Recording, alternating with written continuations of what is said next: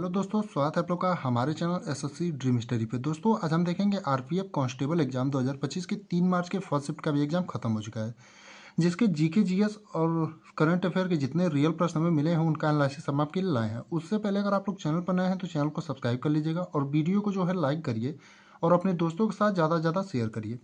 तो पहला प्रश्न पूछा था, कौन से पर्वत पर सबसे अधिक वर्षा होती है, यानी कि कौन से पर्वत पर जो है दोस्तों आपकी सबसे अधिक वर्षा होती है। तो जो आपका सही उत्तर होगा मेघालय के पूर्व खासी हिल्स जिले में स्थित मानसिन राम में, यानी आपका जो सही उत्तर होगा मानसिन राम में होगी।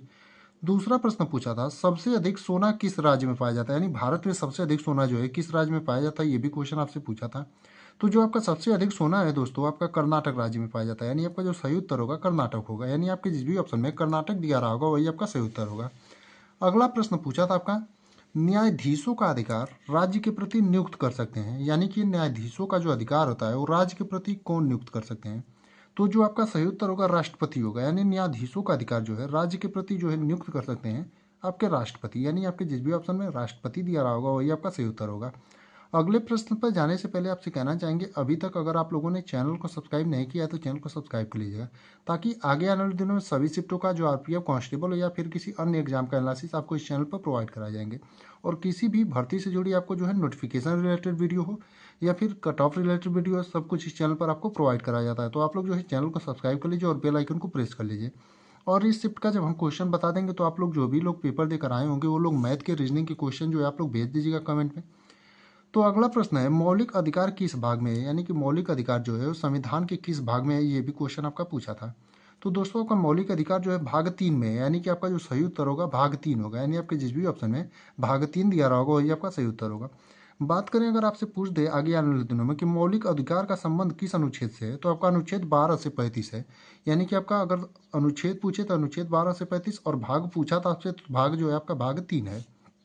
अगला प्रश्न पूछा था, कौन सा एशियाई नेता 2024 प्लेन दुर्घटना में मर गया था, यानी कि कौन सा एशियाई नेता है जो 2024 के प्लेन दुर्घटना में जो है मारा गया था। तो आपका डैग हैमर स्कॉटजोल्ड होगा, यानी आपका जो सही उत्तर होगा डैग हैमर स्कॉटजोल्ड होगा, यानी आपके जिस भी ऑप्शन में ये दिया रहा होगा वही आपका सही उत्तर होगा।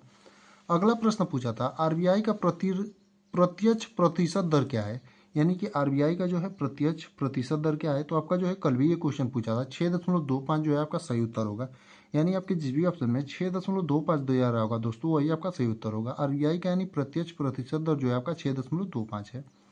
अगला प्रश्न पूछा था, समानता का अनुच्छेद कौन सा है, यानी कि समानता का जो है अनुच्छेद आपका कौन सा है, ये क्वेश्चन आपका पूछा था। तो जो आपका सही उत्तर होगा अनुच्छेद 14 होगा, यानी कि समानता का जो अनुच्छेद है आपका अनुच्छेद 14 है, यानी आपके जिस भी ऑप्शन में अनुच्छेद 14 दिया रहा होगा वही आपका सही उत्तर होगा। आगे देखते हैं, यानी कि 8वां वाला प्रश्न तो दिया था, बैंक ऑफ बड़ौदा का सीईओ कौन है, यानी कि बैंक ऑफ बड़ौदा का जो है सीईओ कौन है, ये क्वेश्चन आपसे पूछा था। तो जो बैंक ऑफ बड़ौदा का सीईओ है प्यारे बच्चों आपका देवदत्त चंद है, यानी आपका जो सही उत्तर होगा बैंक ऑफ बड़ौदा के सीईओ कौन है तो देवदत्त चंद, यानी आपके जिस भी ऑप्शन में देवदत्त चंद दिया रहा होगा वही आपका सही उत्तर होगा।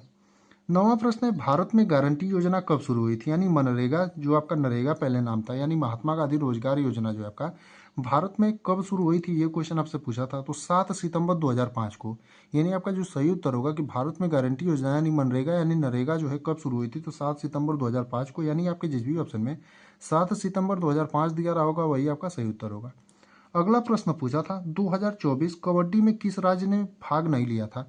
तो ये इसका जो है आप लोग प्यारे बच्चों ये ऑप्शनल बेस्ड क्वेश्चन है, आप लोग जो है जो भी लोग पेपर दे के आए हैं वो लोग ऑप्शन कमेंट में जरूर बताएंगे कि इसके ऑप्शन क्या क्या दिए थे, उसी के हिसाब से हम बता पाएंगे कि 2024 कबड्डी में किस राज्य ने भाग नहीं लिया था, तब इस क्वेश्चन का सही आंसर बता पाएंगे।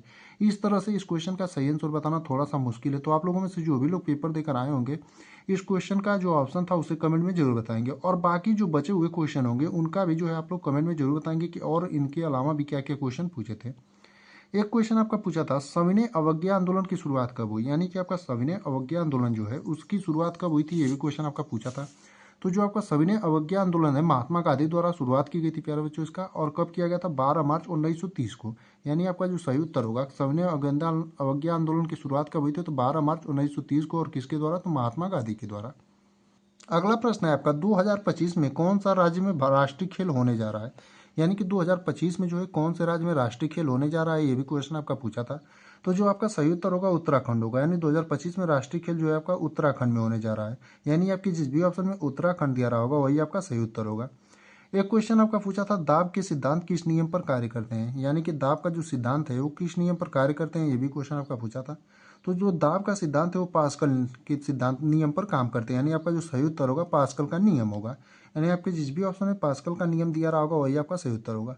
एक क्वेश्चन आपका नरेंद्र मोदी से संबंधित प्रश्न था। अब ये भी क्वेश्चन जो है एग्जैक्ट नहीं मिल पाया है कि नरेंद्र मोदी से संबंधित प्रश्न क्या था। तो बाकी इतने ही प्रश्न हमें इस शिफ्ट के पहले शिफ्ट के 3 मार्च के मिल पाए थे, जिनका एनालिसिस हमने आपको करा दिया है।